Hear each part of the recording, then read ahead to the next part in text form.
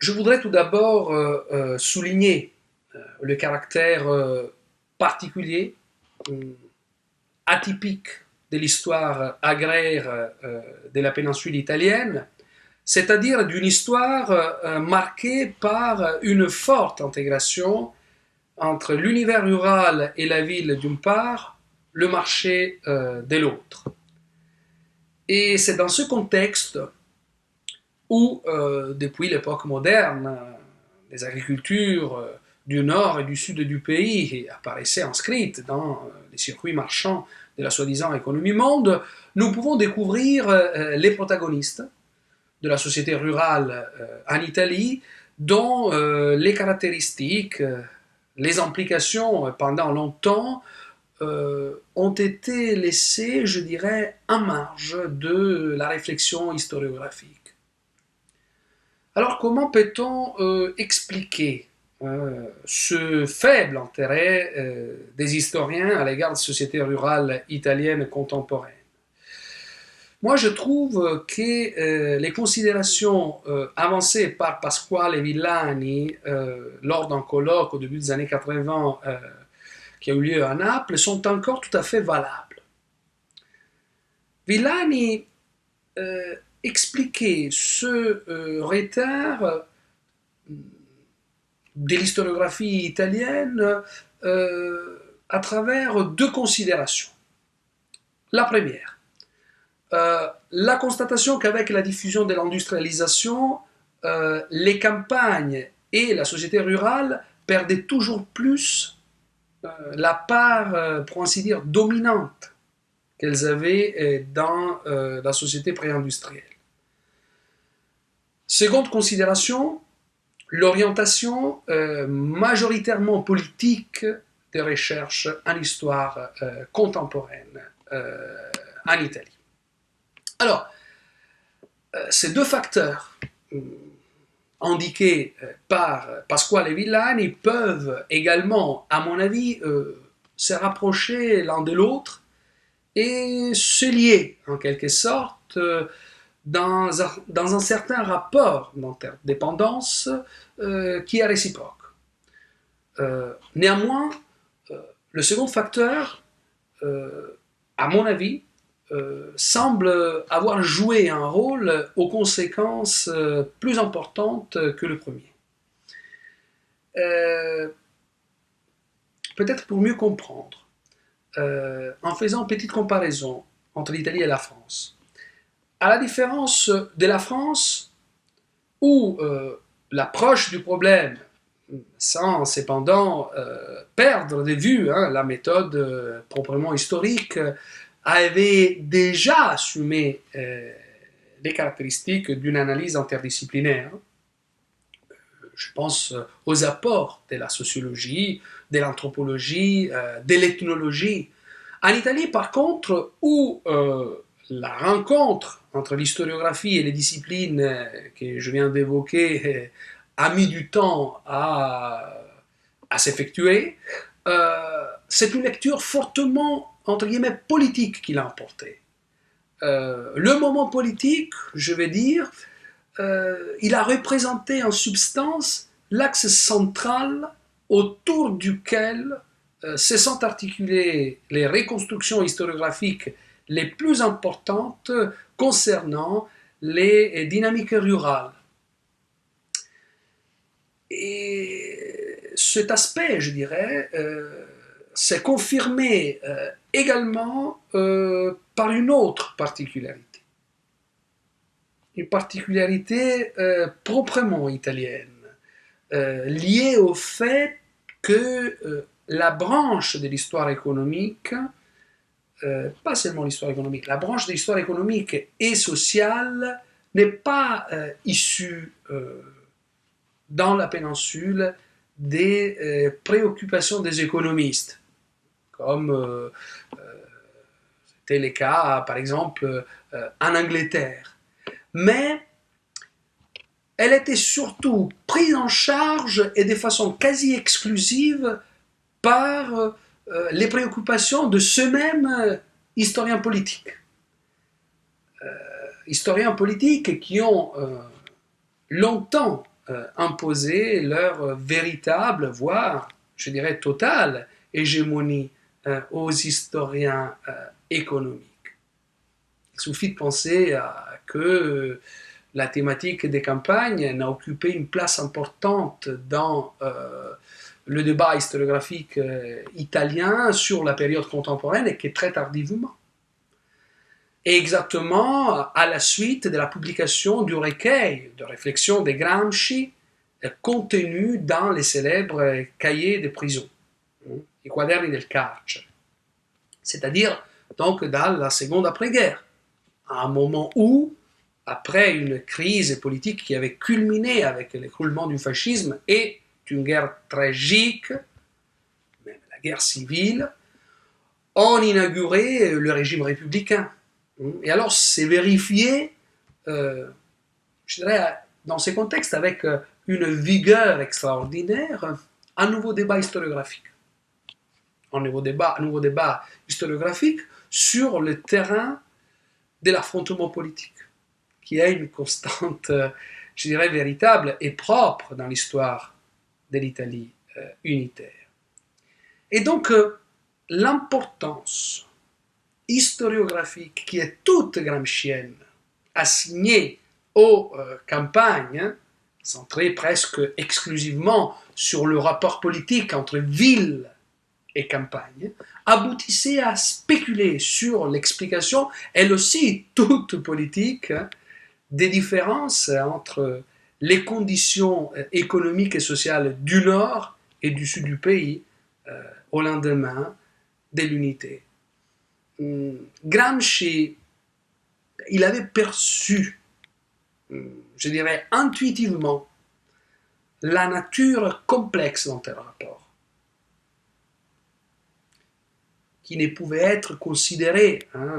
comme il disait exactement, d'un seul type schématique, spécialement en Italie.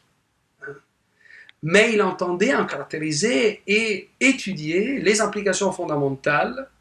dans, disait Gramsci, dans les programmes politiques généraux.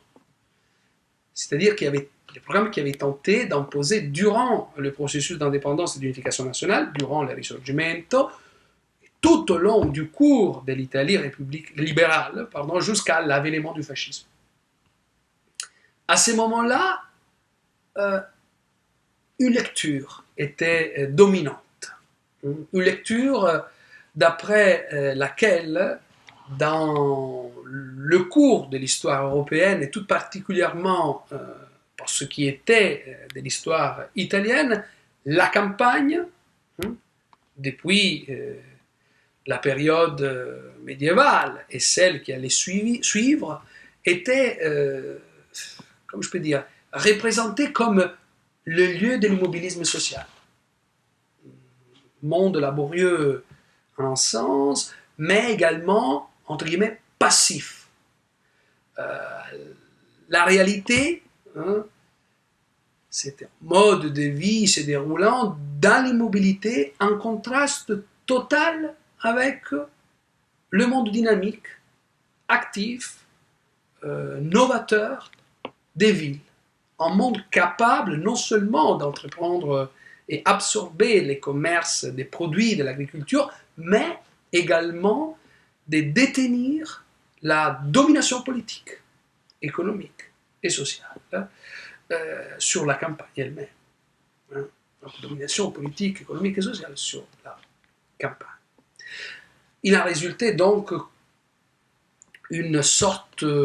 d'antithèse, une véritable, je dirais, antithèse, entre deux mondes séparés. Donc une opposition qui, dans les analyses d'Antonio Gramsci, devenait un élément particulier ou, mieux encore, je dirais, une caractéristique originelle de l'histoire de l'Italie. En fait, après avoir souligné que des villes comme notamment Naples et Rome n'avaient pas tant le status de centre industriel, mais que néanmoins elles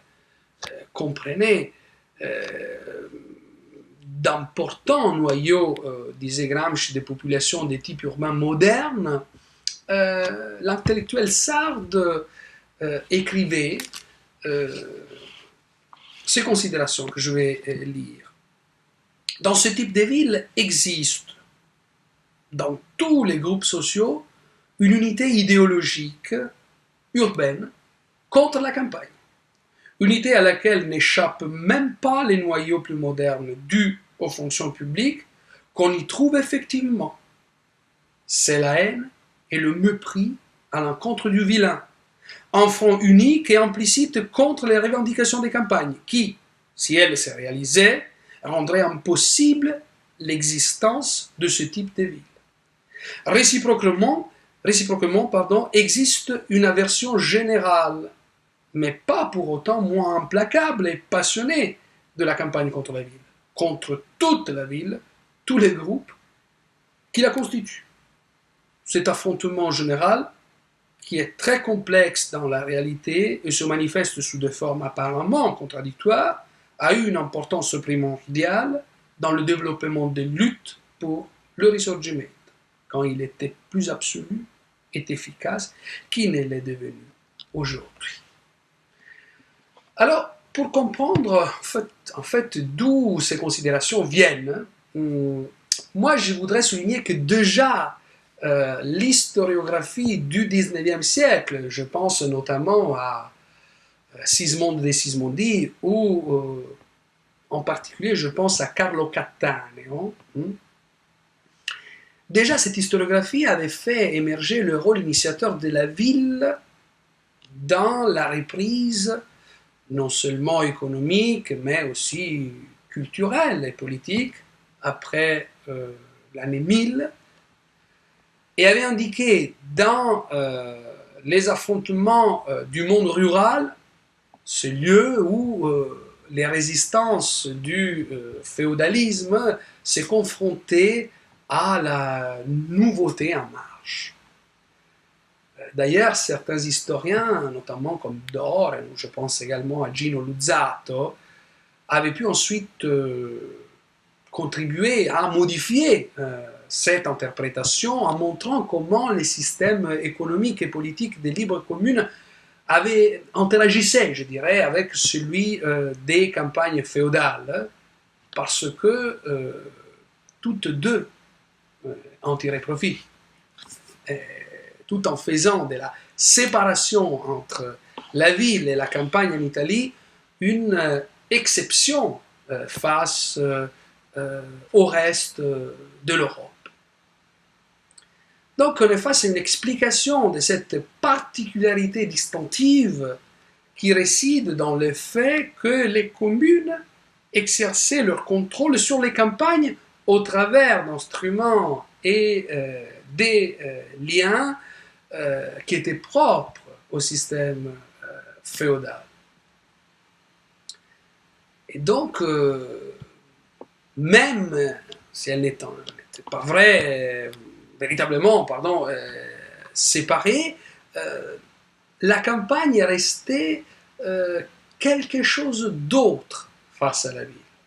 Voilà, elle restait quelque chose d'autre face à la ville, parce que on assiste à diverses formes de rébellions qui avaient trouvé un terrain fertile pour y exploser. La ville étant mise à sac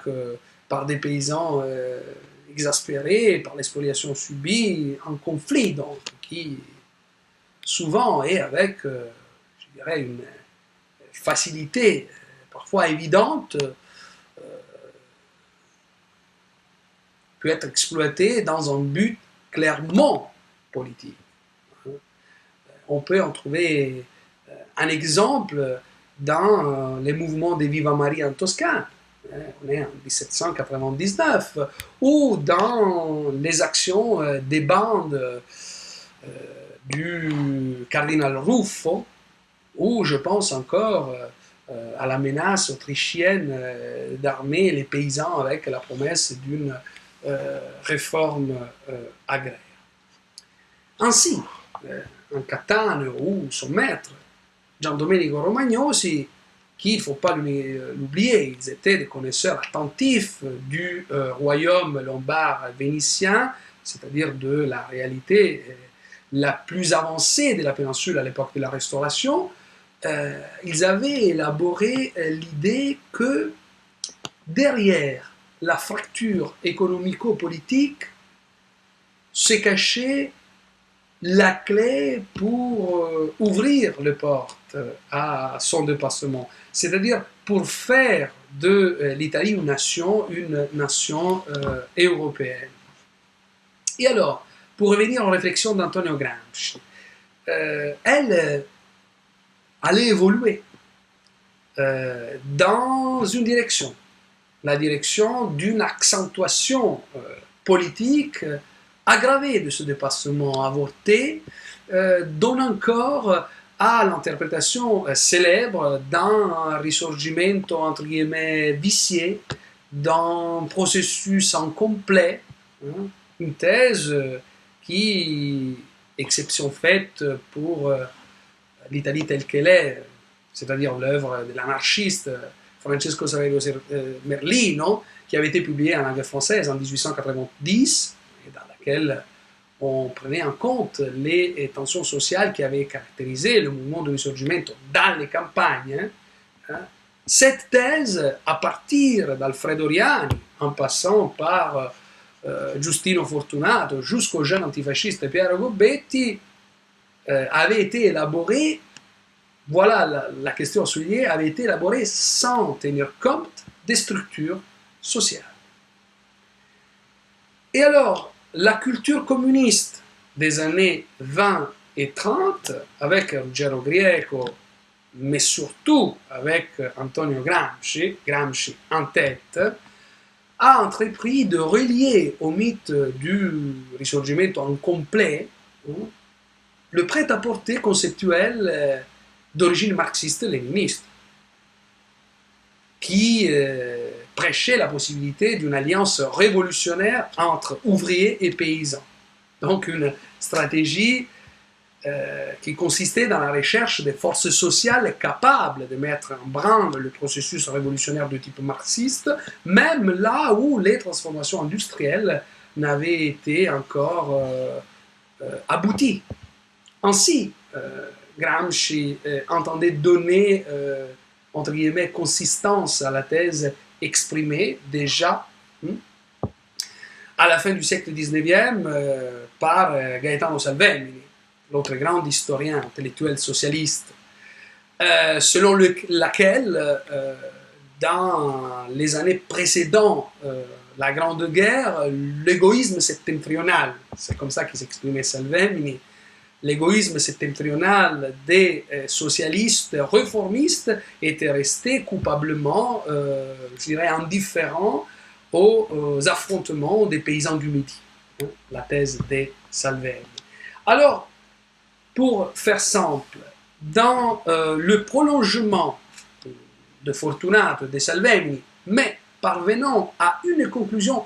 peut-être plus proche de Merlino, c'est-à-dire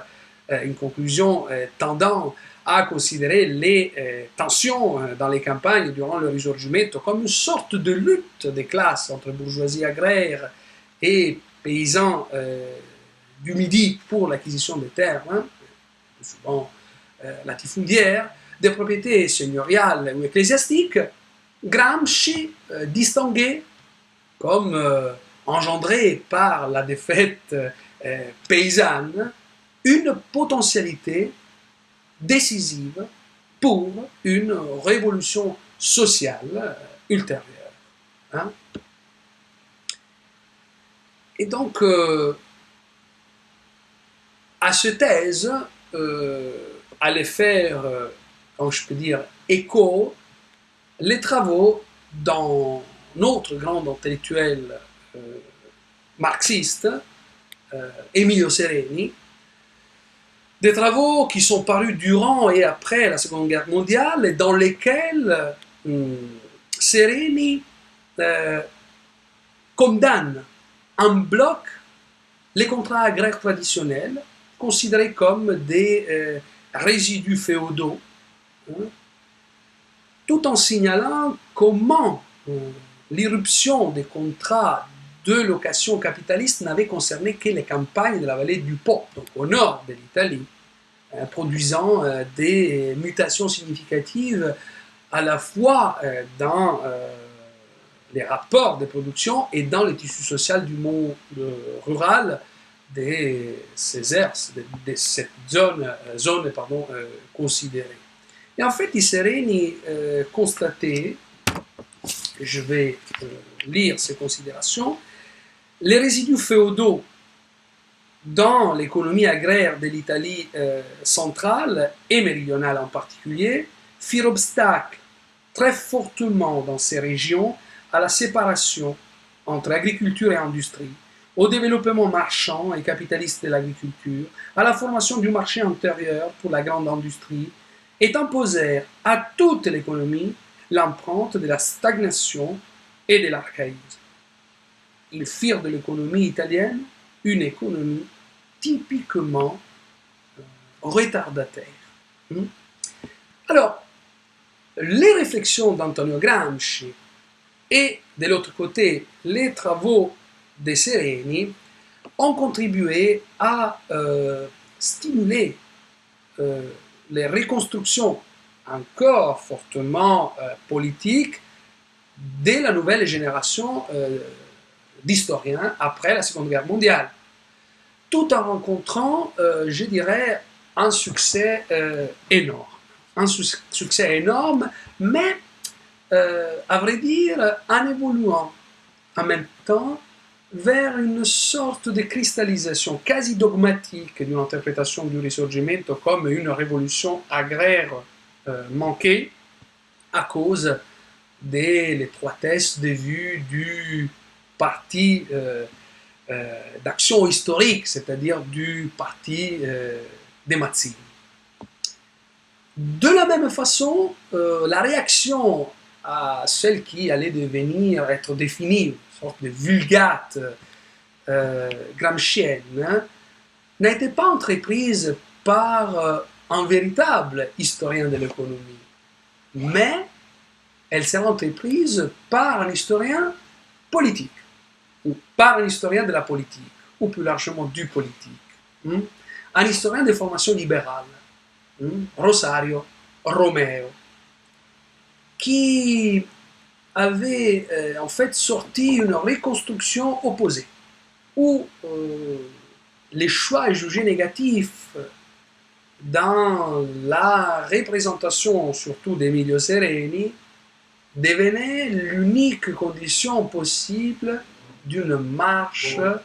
vers la modernité pour l'Italie. Une promesse historique d'une solution future de la question méridionale.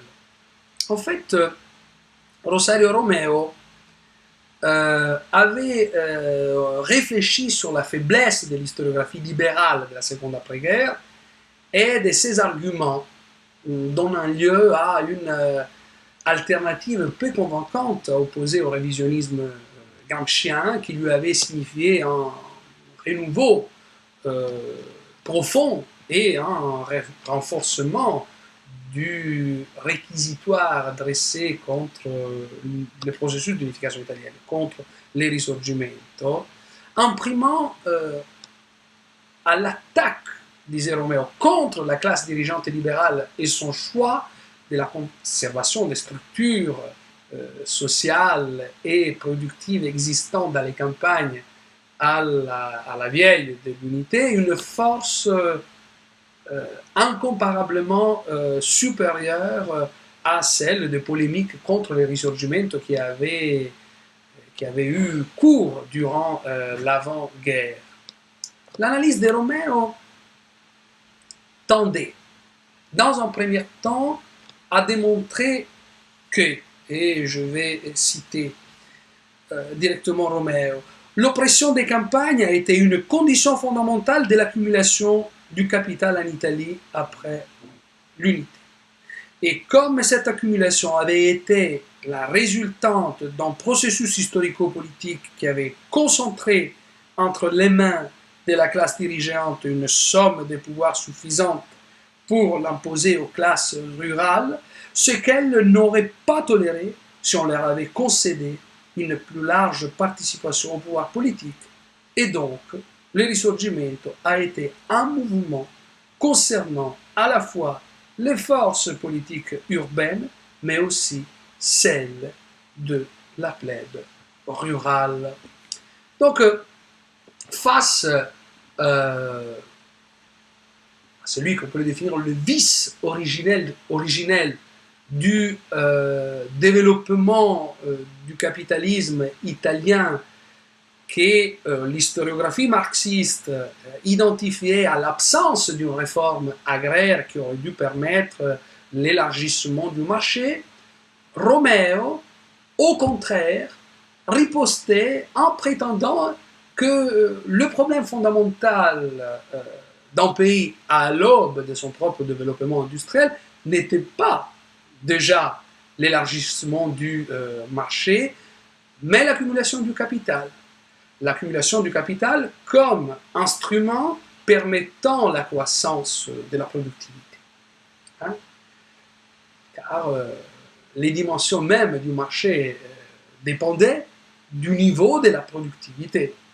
Donc, on peut dire que de cette façon, Romeo entendait démontrer la fausseté du caractère progressif de la révolution agraire italienne liée au développement du capitalisme.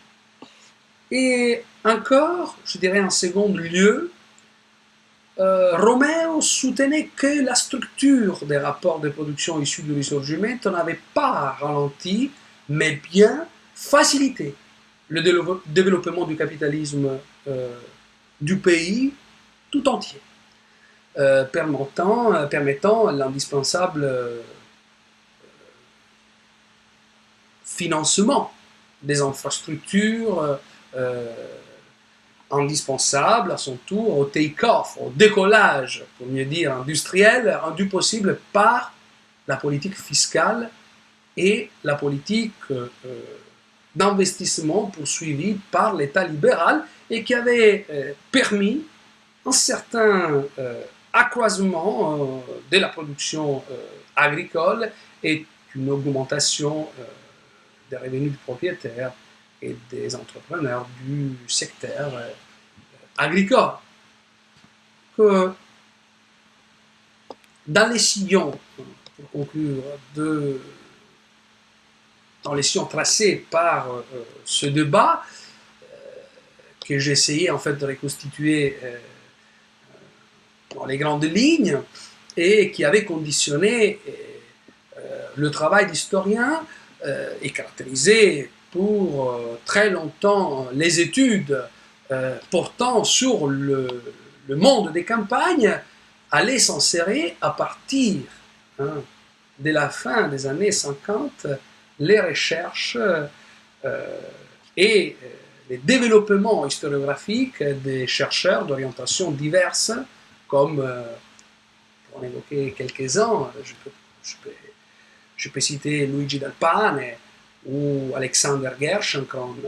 ou Giorgio Candeloro, Manlio Rossi Doria, Luciano Cafagna et le même Pasquale Villani, pour arriver à l'histoire de l'Italie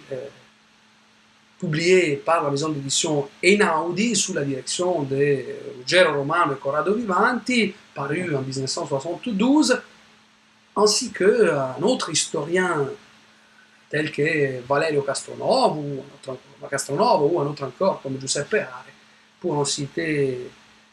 quelques-uns parmi les plus représentatifs.